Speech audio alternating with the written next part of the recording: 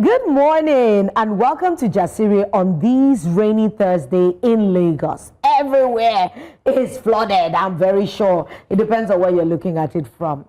The skies may be heavy today, but so are the conversations that we need to have.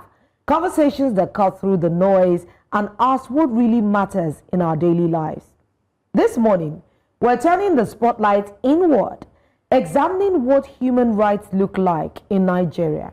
But not in theory, not in speeches, but in the everyday essentials. People struggle to access safety, food, shelter, education, healthcare, and dignity. As the rain falls across the city, slowing us down just a little, we're taking time to dig deeper into why these basic rights continue to feel out of reach for so many Nigerians, and what responsibilities the state has in closing that gap. It's midweek, it's wet, and it's the perfect moment to pause and demand clarity, accountability, and humanity in the systems that are meant to protect us. This is Jasiri. But first, we need to look at the tragic death of Loveth Nwangwu.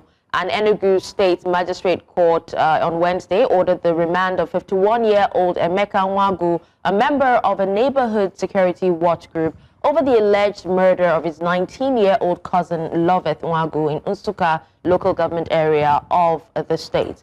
The suspect was arraigned following the conclusion of investigations conducted by the State Criminal Investigation Department. The court charged him with 1 count of murder, ordering his remand at the Enugu Correctional Center. The court further directed the case file to be forwarded to the Ministry of Justice through the Directorate of Public Prosecution for review and legal advice. How did we get here? Here's the story. Loveth Nwangwu was 13 years old when her 51-year-old cousin, Emeka Nwangwu, took her to live with him after his wife died under the promise of education. And said he allegedly imprisoned her in his house in Nsukka and subjected her to sexual abuse for 6 years, also restricting her communication with her family and friends. At 19, Loveth escaped and reported the abuse to the police in Nsukka. But in a devastating failure of institutions and community, the case was withdrawn, reportedly due to pressure regarding shame and a recommendation for spiritual cleansing for her abuser. But it didn't end there. He tracked her down. Days after the case withdrawal allowed Nwangwu to go free, he tracked Loveth down at a pharmacy where she was seeking treatment and in front of witnesses smashed her head against the floor repeatedly until she died.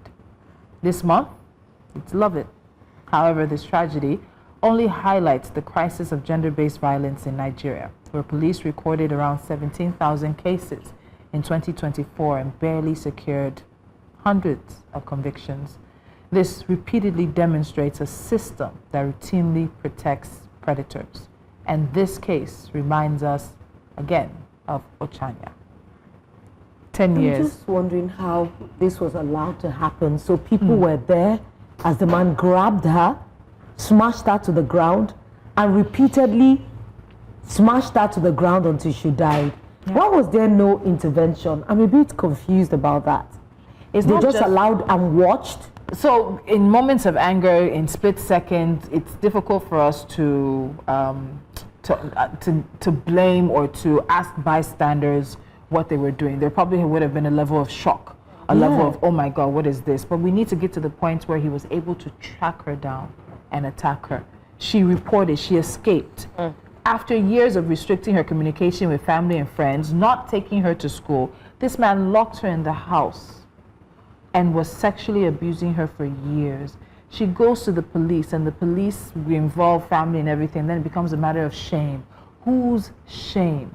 And the justice that was meted out, or supposed justice, or the supposed recommendation, I don't know and I don't care, I don't know what terminology, is spiritual cleansing. Do you see when we talk about culture being an enabler of sexual violence against young women, against girls, against anybody, that culture has a role to play? You hear everything this girl has had to say, and you say that the consequences of this for the perpetrator is spiritual cleansing. I'm looking at it. What is it until every girl, you know, every time we keep talking about taking arms, somehow these days, I'm not pro-gun, I'm not pro-anything, but sometimes you're wondering that how can the girl child protect themselves from all these predators? A girl that was 13 when she came under your roof, she was a child and she had been abused over the years, got the opportunity to escape, and yet this man tracked her down and eventually killed her. When would we ever get justice for the girl child? This is not, the reason where do we go? This is the reason why so many parents these days would rather stay with their children, you know, manage whatever they have with their kids than send them to, you know, a family member that would end up abusing them, honestly, because this is uncalled for. She had already reported, you know, most cases, the perpetrators will just threaten and say, oh, I'm going to kill you, but they don't really mean it. But we see here that this man meant it and he acted on it. He acted on it. He should be in jail. In fact, there shouldn't even be a court process at this point. It's like fast track. He should be castrated first, and then he should be, I don't know, he should be left to rot in jail. I don't honestly understand. Solitary and this is just one indices of many girls who face violence, and they did report to the police station. You know, it brings a lot of, once you hear stories like this, it starts to call to mind so many things that you have heard in the past, how this culture just shapes, you know, enables predators to continue. I told you about the story many years ago too, when they took that me rapist to the ballet of the area, and all they did was just punish him and that, you know, just talk to his parents, and they give the parents some rebates from their rent, and that's how this little girl was abused by the landlord's son, and nothing became of the case. My sister was so traumatized that they had to move out of the house because she could not continue to stay there and just watch. See him basically strutting around. When she was, he said, please, it's not your child. We are at it sorted. We have already sorted it. We don't want our child to be further traumatized, so please let it be. It's not your child. You know, this is also a privilege conversation. There's a privilege and a power dynamic that's also at play. There's a case I've been following out of the U.S. I think the boy's name is Jesse Butler. He's around that 19, 20. Do you know that this boy has been, he videotaped himself raping younger girls, not women, young girls that were in their teens. He has a strangulation fetish, I guess. He strangled two of them. One of them, he strangled her, and the coroners and the doctor said that she was seconds away from death. He strangled her so much she ended up in jail. He recorded himself. One of the victims is a repeat victim. This boy was facing 78 years in jail. It's a massive story right now in the U.S. 78 years. Please ask me what happened to him. What happened? He's out. Free. That they did something young offender status for him, even though he's past the age of 18, and he only has community service.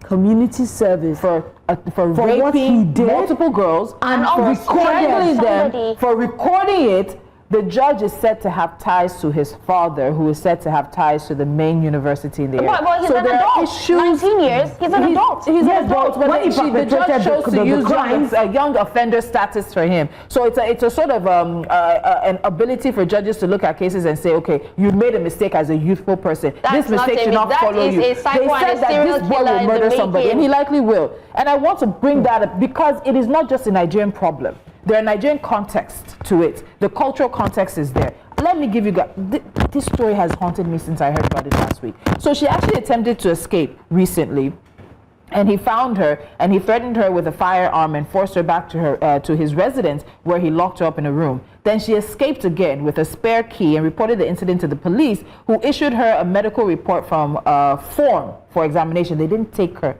They gave her form. Go and get yourself checked out. The suspect and family were invited to the station, where he confessed. He confessed. And they still let him walk. He sought forgiveness and promised to return her property. The family, citing personal ties, initially chose not to prosecute the case, but opted for spiritual cleansing due to the incestuous and abominable act against the victim. So while she was receiving treatment at a pharmacy, he forced his way in, assaulted her, and struck her head repeatedly on the floor, causing fatal injuries. She was taken to the hospital where her death was confirmed. Culture, where we carry shame and we put it on the victim, where we carry acts that are so detrimental that we should not be hearing them about it, and we cover them up and we wait until something else happens. Either he would have done it to somebody else, or he would have gone back to her, and he went back to her, he found her, and he killed her. So where is the spiritual cleansing now? Where's the justice? I also want to She's talk finally about, at peace, so Yeah, she's finally at peace, but her perpetrator, where is the real justice? It shouldn't wait until we have a death in our hands because I don't consider that justice, because she's dead. I also want to talk about, the police, because they're the first line. You shouldn't allow a family to withdraw a case like this. They're the first point of call. I understand that, they get these kinds of, issues every day. People come and report, they get these kinds of reports. But we need to get to a point where, we have sympathetic police men and women, not the ones that, because this same issue was reported yesterday like 4 times, you get used to it. No, you don't get used to stuff like that. How can we get You used need to abuse? to take it up immediately. First of all, take her to the hospital and find out. Let her do a check. Get the report and then arrest this guy. Don't make it seem like it's normal, it's cultural, so there's nothing you can do about it. No. Even when the parents or, the community leaders come to say, no, settle it. The case should be taken up by the state. You should be empathetic. What if it were your children? Oh no, until it becomes their child. Most of these things. What is the spiritual cleansing now? I don't understand that. He was overtaken by demons. He's still going to say it was demons that moved him to kill her. They will be looking for the demons to arrest. Honestly, sometimes when we take these stories, I know some of them, people see me on the street say, Lolo, when will these things stop becoming numbers? And they start becoming, we humanize these numbers, that people don't just see it as, one of the cases of femicide or, abuse to women, and they just let it go like that. And we'll continue to spotlight it. Ochanya, we did a memorial for her recently, and here we are in 2025 hearing this same kind of issue. And I've said it, Nigeria has a pedophilia problem. Nigeria also has an incest problem. We're not ready to discuss the incest that is happening in Nigerian homes across this country. We're not ready for many conversations, and as long as we're not ready, we'll continue to have victims. Of course. Anyway, we're going to take a quick break, because this one, sometimes we need time to just cool off before we have some other conversation. But when we return, we're diving straight into the heart of today's conversation. Why, in 2025, so many everyday essentials still feels like privileges in Nigeria, from safety to healthcare, from education to dignity. We'll be asking these questions about why these basic human rights remain out of reach for millions, and what World Human Rights Day should compel our leaders and all of us to do differently. Hassan Soweto, a member of the organizing committee for the #EndBad Governance movement in Lagos, is here with us, and we will have a conversation after the break. Wednesday, the world marks International Human Rights Day. And this year's theme, Everyday Essentials, asks us to look beyond lofty decorations and focus on what human rights means in people's daily lives. In Nigeria, conversations about human rights often sound abstract, legal, or even distant from everyday realities. But what happens when access to food, safety, shelter, healthcare, education, and dignity become uncertain? Are these still rights, or have they become privileges? This morning on Jasiri, we're going to ground the global theme in Nigeria's lived experience, how ordinary Nigerians are encountering human rights, not in courtrooms, but in classrooms, hospitals, markets, and on the streets. Joining us is human rights activist Hassan Soweto, who has been part of those at the forefront of rights advocacy, civic resistance, and social justice conversations in Nigeria. Together, we're asking a simple but urgent question. What do human rights look like when everyday essentials are missing? Hassan, welcome back to Jasiri. Yeah, thanks for having me. I know you're tired. Yeah. You can see it on his face. That walk from Underbridge Ikeja to Secretariat. And we covered that. Bernard Akede, our lead correspondent, was with you guys yesterday. We even spoke to you on Jasiri yesterday as well. But before we get into our conversations, what came of that walk? What was the intent of the walk, and then what came of the walk when you eventually got to Secretariat? Well, I mean, the walk itself was not just to commemorate the International Human Rights Day. It was also to continue our agitation for the sham trial of the 11 end-back governance protesters, to be dismissed. And we achieved that. And I must say that this year's International Human Rights Day is quite historic from that point of view, to be seen for years to come as the day that Nigerians did not just march to insist that human rights be respected, but that we also won an historic victory in terms of the freedom of those who have been standing trial because of the protests since last year. For treason. For treason, yes. The protest yesterday was not so different from what we have been having, except that we saw the police acting in a very guided manner because they understood that we, since last year, have made it very clear that as citizens, we are not going to wait and beg for our right to be respected, but we are going to do everything within the law to continue to insist on those rights. That has been the character of our activities since last year, so that yesterday, the police knew that they couldn't prevent us from marching, so they followed us. So there was no unusual incident until we got to the House of Assembly, where we then saw that right there in the Assembly, you have a situation whereby the right of Nigerian citizens to even have access to their representative is seen as a privilege. Because by the time we got to the gate, the first surprise was that the DPO of the Alausa division told us that we could not enter the assembly ground. And I want to establish it very clearly on air because a few years ago, on the basis of the persistent advocacy of activists in Lagos State, the Lagos State House of Assembly recognized that the House of Assembly must be seen as a People's House of Assembly. And that was why they built, a podium right there on the ground of the Assembly, in order to be able to receive protesters and have organized conversation with protesters and also receive public petition. But in the past few years, especially since maybe 2020 now, since SARS, we have seen a situation whereby you now have, elevated security defenses in front of the Assembly each time there are protests.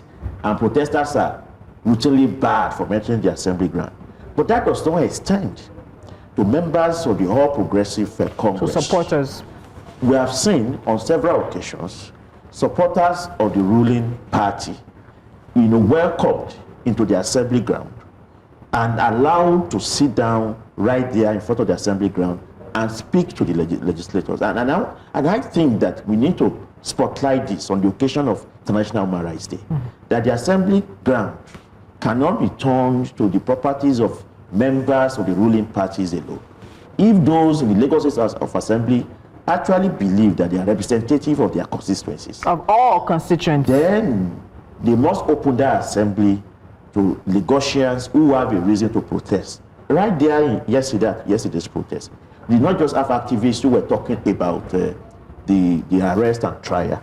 We also had victims of house demolition in Lagos State. We had victims of land grabbing from Uroshoki and from Ajegunle. These are people who have lost everything.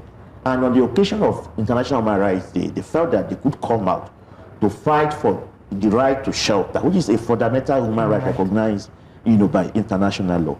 And those people were prevented from entering the assembly. So even though, yes, 3 honorables came out to address us and to receive our petition, I think that we have to say it very strongly that Lagosians who were out there yesterday were disrespected by the fact that they were not allowed to enter the assembly ground. And we hope that the leadership of the Lagos House of Assembly, would rectify that. We would like to see a situation where, in subsequent times when we are protesting, that Lagosians their dignity is respected by being allowed to enter the assembly ground to have conversations with the House of Assembly. All right, Hassan, let's look at this year's theme for International Human Rights Day, which is Everyday Essentials. What does Everyday Essentials mean in the Nigerian context? When we say Everyday Essentials in a human rights context, what are we really talking about? I mean, to me, I think what it means is that human rights should no more mean something we talk about from the point of view of agitation. After 25 to 26 years of civil rule, human rights should be something that is seen as basic. It's guaranteed, it's basic. We don't have to ask for it. The right to freedom of expression, freedom of assembly, the right to education, to dignity, to safety. This is supposed to be an essential and basic right granted to citizens. That is how I understand it. And that's why this year's Human Rights Day is quite significant, because what we have seen is not just that after 25 to 26 years of civil rule that there has been an erosion of all of those basic rights. We have also seen an heightened situation over the past 2 years when it comes to the basic right to freedom of assembly. You have had a situation where, for instance, protest now is now automatically linked to terrorism and to treason. Protesters are only allowed to come out in so-called designated places. So what I'm trying to say is that we have had a situation where in the past 2 years that we have had somebody who claimed to have played a role in the struggle against military rule come to power. We have had the most possibly absurd assault of civic space in this country, because even at the worst time of military rule in this country, Nigerians still had the right to protest anywhere, even though yes, people will be shot and all of that. But right now, you now have a situation whereby the institutions of democracy, the laws are now being done in such a way as to make it impossible for people to enjoy those rights.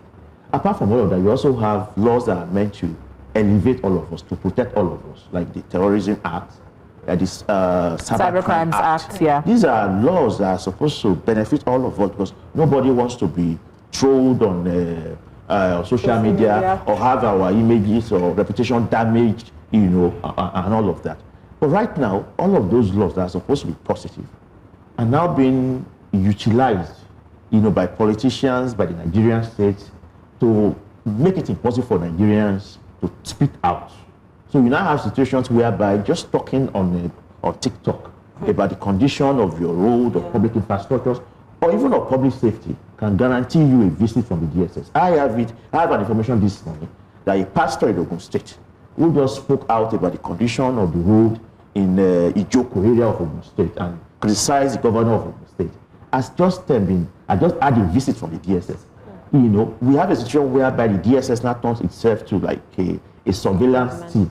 And they don't even hide it anymore. You're having a press conference or even a meeting, political meetings of civil society, and somebody stands up and says that I'm an official of the DSS. And this is a way of intimidating citizens, because once you know the DSS is there, then you become uncomfortable. You become uncomfortable. So you now have authoritarianism being normalized in a way and being legalized. And that has been the case over the past 2 years. So really, human rights is no more a basic essential in Nigeria. What you have is is more or less, authoritarianism in civilian. Yeah. Hassan, most of the time, maybe from a legal background that I have, a lot of people see freedoms or our human rights as abstract definitions. Yeah. A lot of people just know, okay, these are the freedoms, it's highlighted, it is described in our constitution. Yeah. But now, how are we supposed to now make it like to frame human rights as something that we have to daily survive on? Because everybody is affected one way or the other. From the woman that sells boli by the street to even the high-sitting officials in offices. Yeah. How do we now make it to that point that the theme for this year can become a reality in people's lives? That is not just a definition in book, but it is about daily survival. I mean, I think it's about citizens' action as far as I'm concerned, because Nigeria does not lack the relevant laws that guarantees all of these things. But what has become very clear is that there is a clear demarcation between the existence of laws and the implementation of those laws. And that, it reflects the complicity of institutions, of those in power. Because obviously, when a nation is free, then it becomes really, really very impossible for atrocities, for injustice to occur. So those who are in power, their interest is to make Nigerians not to be free, not to be able to talk. What we need to do as citizens is to recognize that it now behoves on us to ensure that nothing is allowed to slide. A policeman at a checkpoint, he wants to harass you, you've got all your papers, then you must activate your Facebook Live to recall that. Yes, it might come with a little bit of discomfort for you at that time. Inconvenience, but you are registering it clearly to that police officer and every other police officer that you now have citizens who are aware of their rights and who will allow nothing to slide. And that is going to, at some point, have an impact. Because when those who commit all of these atrocities know that they can't do it without consequence, then they will be afraid. So I think citizens really need to stand up. There will be discomfort. Somebody could be harassed, somebody may not be able to get to work because on time, the police on time. But we must also recognize the power that we have now. Unlike before, when injustice could occur, harassment could occur, and for weeks nobody would know about it. With social media, news travel very, very that was how I was able to save myself earlier. Yes, exactly. But Yes, I want to take you up on that because I've worked with a number of CSOs for a number of years. I was at EIE's 15th year anniversary yesterday, and it feels like the progress has been very incremental, very slow in really getting Nigerians to really take on what they say is this office of the citizen, this sense that the president is a public servant, responsible and accountable to them. The Senate presidents, senators, National Assembly members, governors, local government chairmen, people in the State House of Assembly are meant to be public servants, accountable to us. And so that mindset, I don't think it has changed for many of us. So I really want to ask, do you think that Nigerians fully recognize that, one, those people are working for them, are supposed to be working for them and their best interest? But do we also fully recognize that access to food, water, shelter, healthcare are even basic human rights that we should have as Nigerians? Because these are everyday essentials. People cannot walk into primary healthcare centers. Most of them are not even stocked. Most of them, they're a line item in a budget, but when you get there, the bed. Remember the visuals from the kidnap of the school girls? Of the school. Look at the school that they were in. Dormitories. So do we fully understand that those everyday essentials are part of our human rights? To be honest, I think when you view the situation in Nigeria over the past few years, yes, you could say that we have not made so much progress in terms of citizens' action. But at the same time, it's not a one-sided situation. We have also had over the past few years now, ordinary, and that is what makes me happy. People are not activists, who are not CSO members, who are not NGO members, ordinary Nigerians, some as young as 19, actually going on TikTok, going on Facebook and Twitter to expose something that the governor is doing. There's a case of a young girl from one of the northern states. We have taken her story twice, Sadia. Yes. That is what gives me hope.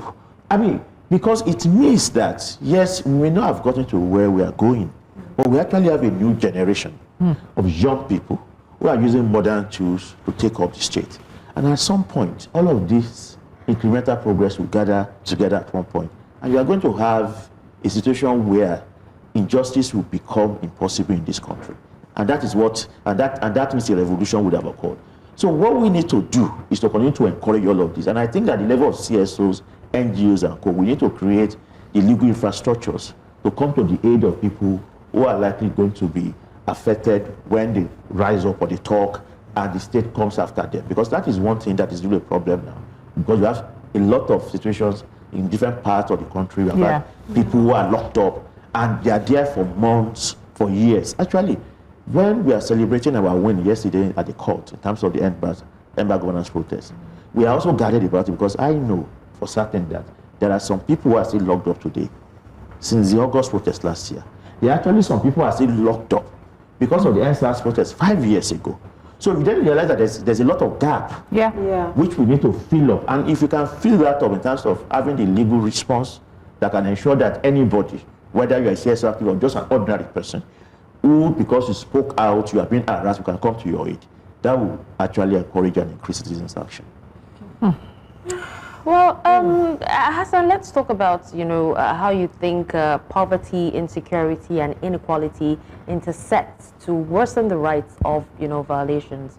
You've spoken a bit about, some of these, but how do they come together to worsen, those rights? I mean, to be honest, one of the significance of the conversation we had yesterday during the protest in Lagos on International Human Rights Day is to say that there is a direct link between the absence of rights in Nigeria or the lack of recognition for human rights in Nigeria and the insecurity that is that Nigeria is grappling with. Because when the rights to basic essentials like education, like health care, are not respected, when corruption becomes, the basic defining character of the state, then what happens is that inequality increases. When inequality increases, people also feel that when they speak up, their right to speak up is not respected, then inevitably, you have a situation where certain people think that they have to go outside of the channels in the Nigerian constitution to fight for their rights. And that's why when you look at all of the insurgency in this country, where we are opposed to banditry, I am opposed to Fulani herdsmen killing farmers. I am opposed to Boko Haram and ISWAP and all of that. But the foundation of all of these insurgencies are socioeconomic.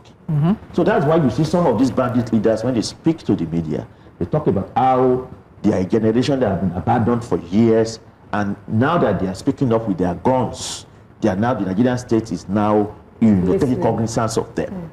That is the reality for them. Because when you look at this part of the north, they are government spaces. They are local governments that the local government chairmen don't even stay in their local government. That just said it yesterday. You get it now. These are places where poverty has become a challenge. That's why, when it comes to why Boko Haram and ISWAP have made progress, it is because, especially for ISWAP, everywhere they operate, they established basic governance. Which, and I've seen an interview by, I think, Premium Times a few years ago, and even Amnesty International, that talks about the experience of the farmers and others in those areas, and fishermen in the Lake Chad region, who even said the taxes that ISWAP collects from them is far better than the Nigerian state. So they've absorbed and replaced the government in that place. There's a vacuum that these people are feeling. So, and that is to tell you the link between when a government exists without, executing its responsibilities in terms of, the basic essentials of governance, education, health care, providing jobs for people. It leaves the space, not just for advocacy to turn into terrorism, but also for armed groups to begin to fill those vacuums of the lack of governance. But if you want to vote now, they know how to get they know how to get beer there. They know how to get soft drinks there. But other things will not make it there. Development. Listen, let's talk, because we already know all these basic challenges that exist. Well, we have to put it at the feet of someone. So let's talk about government and accountability, because that's something in this country that is still, the chasm is very huge. When it comes to human rights in Nigeria, what obligations do the Nigerian state have regarding basic essentials? Because sometimes it seems that we have to teach this thing to them again. It's on paper, it's in the constitution, but it seems that everybody has forgotten that it's there, especially the state. Or they're doing us a favor. They're just handing something to us as they deem fit. But these are rights that are enshrined in our constitution, that is ours to take, to enjoy, to use. So what's the accountability when it comes to the state and the abandonment of these duties? Yes, please. I think let's face the fact. Sometimes, when I say these things, it looks like, oh, so what are you saying? Because, we are old enough to see that this issue we're talking about, they have been talked about possibly a billion times over the past 20, 30 years. So they are not new issues. But what the whole boils down to, just like you have said, is that this is not a situation of ignorance of those in power. They are the ones making the laws. They are the ones signing the treaty. They are aware of the obligations under international law to respect human Absolutely. rights. In fact, for them to even have certain relationship with some states, including to buy weapons and co, they need to make some of these assurances. So why has it continued to happen? It's only because the capitalist system is incompatible with the recognition of human rights. And I will explain in this way. How do you think that it is possible for a few people to continue to steal the resources of a nation, while the millions of others are wallowing in poverty? That is only possible because they have ensured, they have put up infrastructures to ensure that those people who are wallowing in poverty will never have the power to ask for what truly belongs to them. So that's why you have a police that is not accountable. You have an army that has the right to shoot and kill. Just a few days ago, protesting Adamawa women were shot dead. I just heard that story yesterday. I just heard that story yesterday. State is not saying anything. Even if they are going to say anything, they are going to say they start a trial or they start investigation. You are not going to hear the end of it.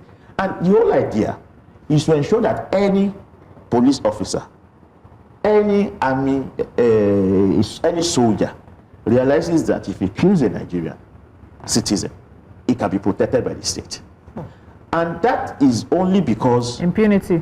The people who are stealing our resources need those kind of police, those kind of army to protect them. They need a cushion between them and the people they are on a daily basis exploiting and dispossessing. So it's a class issue. The only thing that can resolve that is a revolution. And that is why I want to again go back to what I said earlier about why I'm happy that young people, a new generation has come up. It's not just about those known faces that we see on the street anymore now, but young people are using the tools, digital tools that is available to them to continue to challenge power. And that for me is a sign of the future, because it means that at some point all of these things will come together, and at some point we are going to have a Nigerian citizen rising up, Nigerian citizens rather, rising up to say enough is enough. And at that point, we are going to have a revolution. We need a revolution, a socialist revolution really, that can bring up a new Nigeria, a new government, a workers' and purpose government that has a different orientation. Because a government that is out there to exploit does not want a people that can speak up. But if you have a socialist government that, first of all, recognizes that the wealth of this country belongs to everybody. So I won't be bothered if citizens are saying that you have no roof in Joko. Because you already recognize that the operating standard and philosophy of your government is that the wealth of this country belongs to everyone. But that is not the case right now. The wealth of this country belongs to a certain people. And that is why they are implementing policies of deregulation, privatization, which are policies that divert collective resources to a few individuals. So that at the end of the day, when we are talking about human rights violation in this country, the bedrock of human rights violation in this country is not even the violation of the right to freedom of expression and code. The starting point of it is that what do you call it now? The contract, the social contract between the Nigerian, the governed and those governing, has been breached. Inequality has become statecraft. Poverty has been weaponized.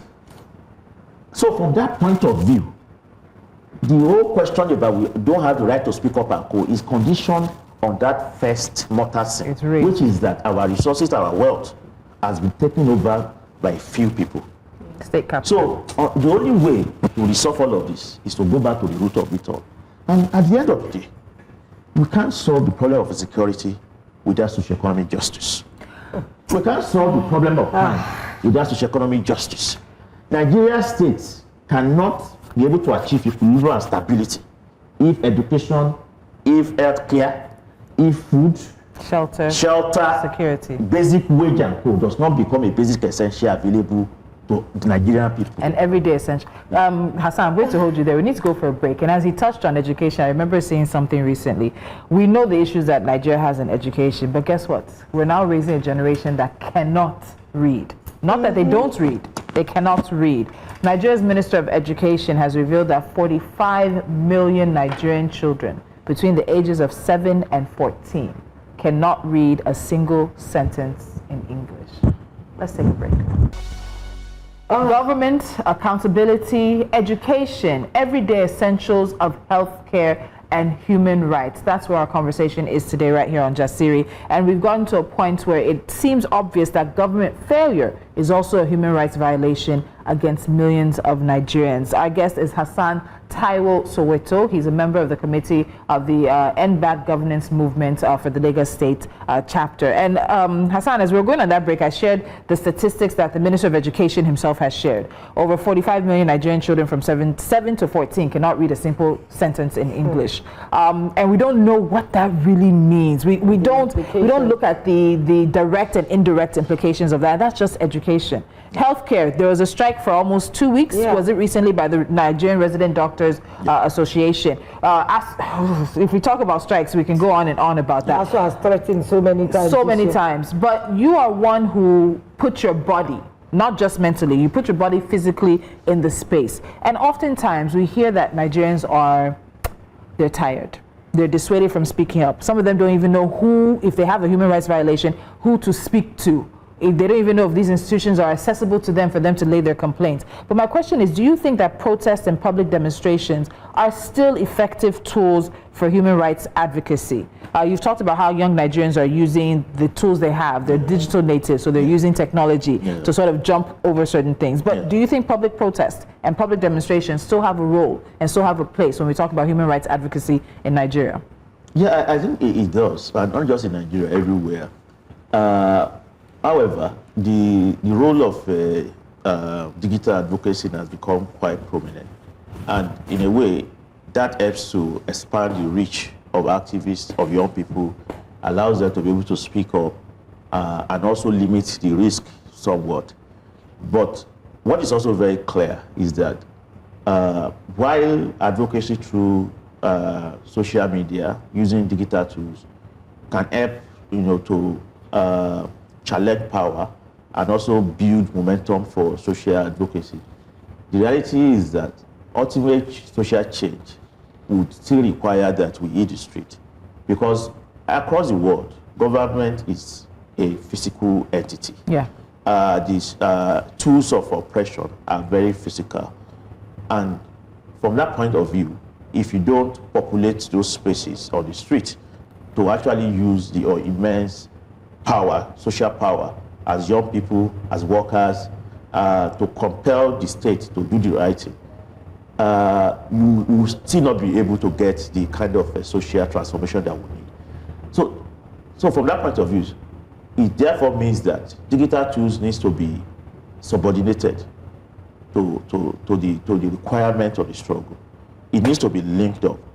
Right now, it is not obvious to many people what the links are, because of the conditions in different countries, especially in countries where violations and abuses are quite very much. Many activists can see digital tools as a safe space, something that allows them to continue to do their work with very little exposure to risk. But we have also seen recently in Nigeria, in a few other countries, that even those safe spaces now are not that safe anymore. Yeah. With the Cybercrime Act now and the Anti-Terrorism Act, we have had TikTokers, bloggers being dragged out, of their houses and taken to prison detention. Isaac Brixton, sometimes was it last year or early this year, was arrested. This was somebody who's been doing a whole lot of work exposing injustice. You also had the pedo, whose social media identity was not even, who had a social media identity that could not even be linked to his physical identity. But he was doing a lot of important work. But you saw what happened, I think, early this year. Yeah. They went after him and he was arrested. So where I'm going therefore is that activists who are using social media tools also have to recognize that where we need to go back to is that unity of digital tools and public protest that was achieved in NSAS. NSAS It's a template. Is a template for that, because you had a situation whereby you had this battery of activists on social media who were organizing for the movement of the street. They were not just doing propaganda, responding to the state verbal attacks and threats. They were also giving instructions. I mean, using the social media to issue instructions to give informations about what needs to be done, where the protest is at. They were also using it to raise money, funds, to link, lawyers to activists who have been arrested, which police stations they are. So I think that is where we need to get to be able to see that marriage of a digital space and the public space to achieve the social transformation that we need. You know, Hassan, because time is never our friend when we are having very important conversations. Let's even look at a situation that everything looks normal. Imagine if Nigeria were to take World, Human Rights Day seriously, our human rights generally. What would the world look like? What kind of change would we be expecting to see immediately? It's like this is an ideal situation. The first thing is maybe if we paint that picture, sometimes if people don't have a visual of what like a vision board, what can be. Maybe it will motivate them. It's like what we told the honorables who came out to meet us at the House of Assembly yesterday, that the mere fact that we were out there at the House of Assembly with placards, sweating and tired, walking miles, is a sign that there's no human rights in Nigeria. So my vision of a country that takes human rights seriously will be that on the International Human Rights Day, activists will not be out there with placards. Maybe what we will be doing will be to have parties on the street celebrating our freedom, and then would have maybe educational programs to be able to teach new generations who didn't know about what we suffered, about how Nigeria used to be and why the freedom we have now should be cherished. Yes. And maybe we also have a museum, where we put the pictures of all of those who have been violating the rights of Nigerians over the past 60 years. And our children at that time will be really astounded that there were human beings like that did this. who killed other people and all of that. That is how I think a free society would look like, because that kind of free society would mean that all of the things that we have to struggle for now will be very guaranteed, will be very basic. The right to life, right to safety, education, healthcare, the fact that the police cannot just whip your ass or, extort you. All of those things, a police force that is citizen friendly, that is not carrying weapons all about, a judiciary that is very open, very accountable, and all of that. Those are the kind of things I think that a free Nigeria. I'm seeing it in sadly, time is I'm seeing it in cartoon. Thank you so much for such a beautiful conversation, Hassan. We appreciate you for your time. Thank you. Well, we've come to the end of Jasiri. Very, very interesting topic. But tomorrow would be more interesting because it's going to be hot topics. And we have a hot guest. We have a hot guest, definitely. But, keep it a date with us tomorrow, same time, same stations. Bye for now. Bye.